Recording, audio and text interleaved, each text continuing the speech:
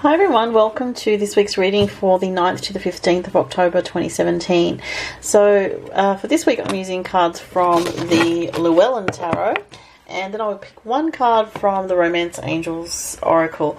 I chose the Romance Angels because we're in Libra season, and this week Venus also moves into Libra, so there is a focus on relationships at the moment, and I just thought I'd pull an extra card for those wanting to know about relationships, whether you're single or in a relationship already. With the astrology this week, the big news this week is Jupiter is moving into Scorpio. I mentioned it last week. Actually moves into Scorpio on the 11th this week. So depending where you are in the world, it's Wednesday. Thursday. So with Jupiter into Scorpio, I'll put a link below to a video that I did on my other channel, my main channel, where I talk about how Jupiter in Scorpio will affect you. If you haven't seen that, check it out.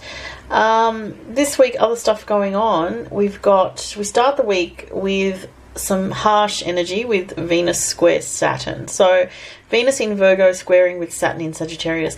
What I can say about that is, there is some sort of negotiating in relationships. Potentially, if you're in a relationship, there may be, heavy discussions or, serious matters coming up in relationships, serious thinking about relationships. For some people, if you're on the dating scene, you might have come off the weekend, having not had a very good experience, maybe in a relationship scenario. So there could be some kind of ending energy for some people with the Venus square Saturn. It's quite a harsh energy, and I think for those people in long-term relationships, it's more of a kind of an energy where you can, if you have good communication with your partner, you can work through things together. Monday through to Wednesday, we also have Mars in Virgo making a square with Saturn. So again, another square aspect with Saturn, which always is about adjustments and making adjustments. So this whole first half of the week up to Thursday, we are maybe feeling a bit more tired than usual as well. With Venus and Mars both making squares to Saturn, it can put stress on relationships. It can put stress on your physical energy. Mars also relates to males around you, so there can be tension if you're a female with males, or if you have male children, there could be issues there as well. So there is a need for patience at the beginning part of the week through to Wednesday, definitely, and possibly even Thursday.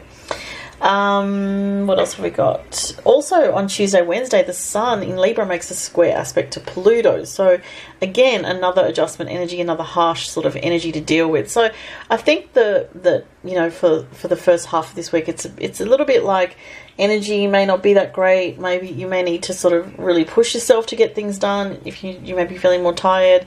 But it's like if you do push yourself to get things done, it will be worthwhile.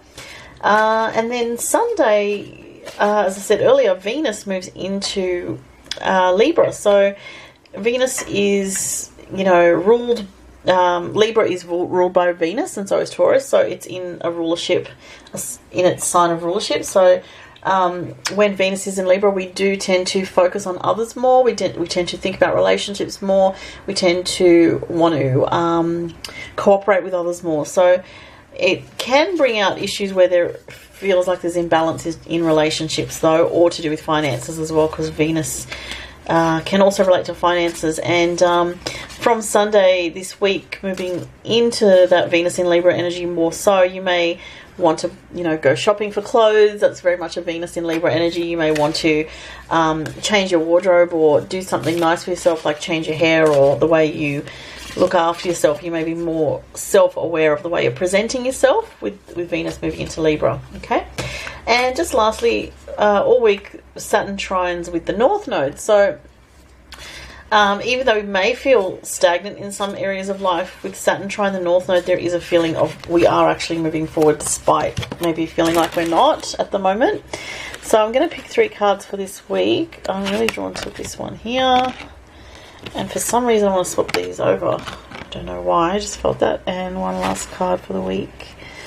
Something here. It's this one. Alright. Just make sure it's visible. Okay. So we've got the Chariot, okay, as the first card. Oh, the moon. That's interesting. For the middle of the week. And the star card for the end of the week. Well, I like that. Okay, so let's start with the first card. The first card, the Chariot, you know, it comes up as being around the first part of the week here. But, you know, mind you, I tend to look at it as first, middle, and the end of the week, but sometimes the energies all merge together. So with the Chariot, it's about getting control of your inner self, getting control of your lower nature and your higher nature, and kind of merging them together in a more harmonious way. And we are in Libra season, so it's all about balance and bringing balance back to yourself, your personality, your self-expression. So maybe, you know, you are becoming aware this week of a need to have balance in your life.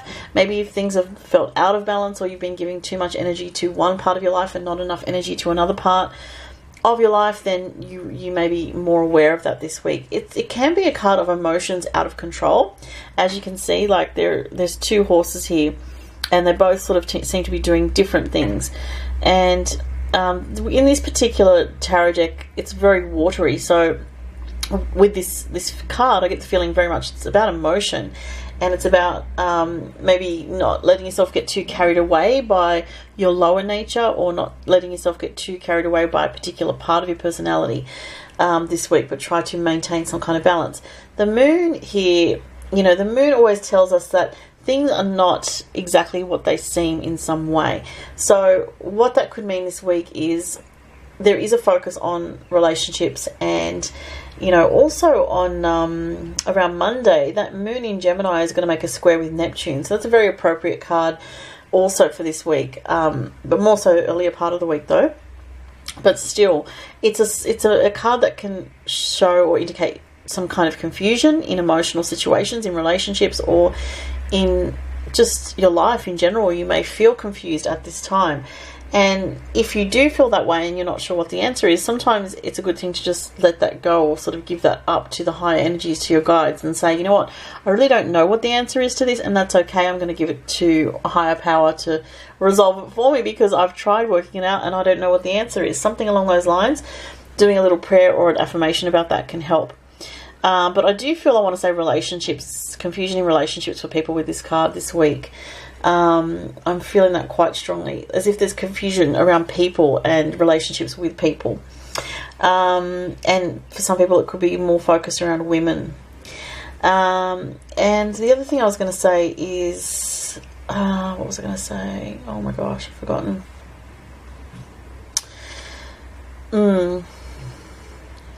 Yeah, I'm not sure what I was thinking with that, but I was getting very strongly something to do with relationships, and something was trying to come through, but I'm just going to tune into the card again and see what else.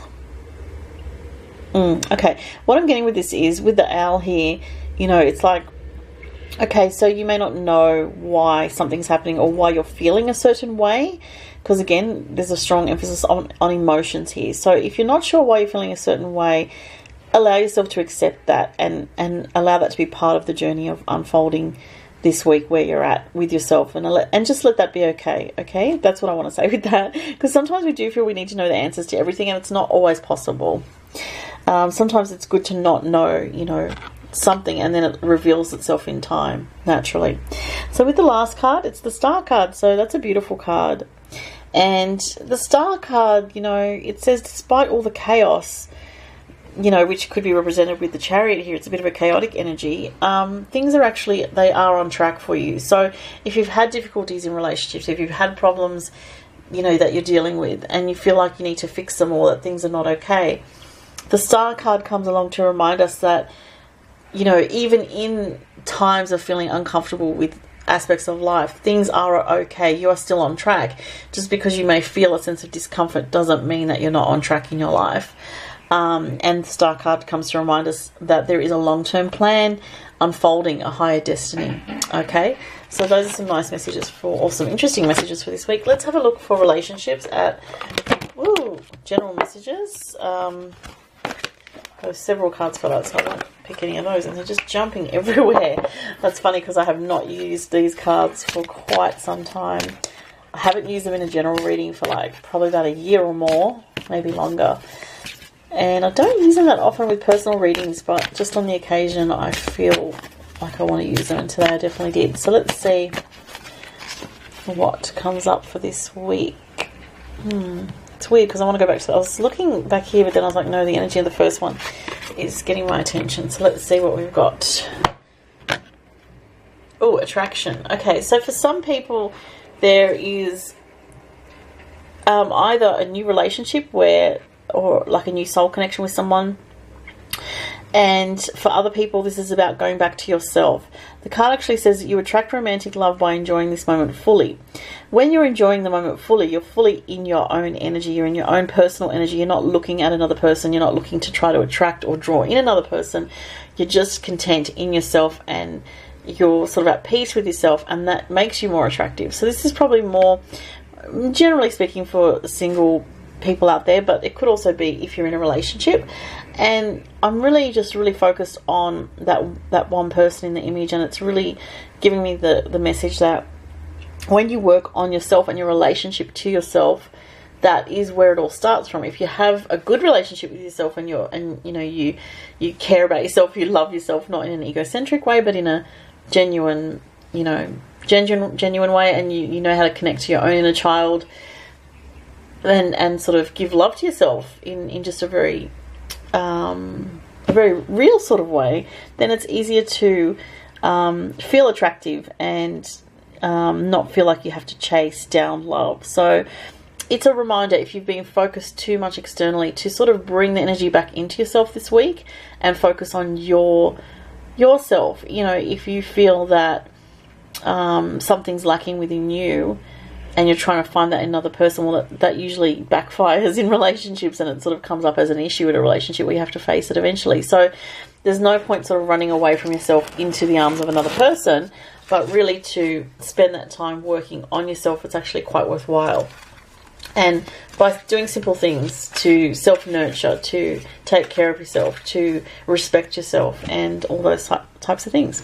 So those are the messages for the week. If you'd like a personal reading with me, I am quite booked out at the moment, but the turnaround time is it's probably about 7 to 12 business days at the moment. But I will put links below to my online store if you're interested. Have a fantastic week, everyone, and thank you so much for watching. Bye for now.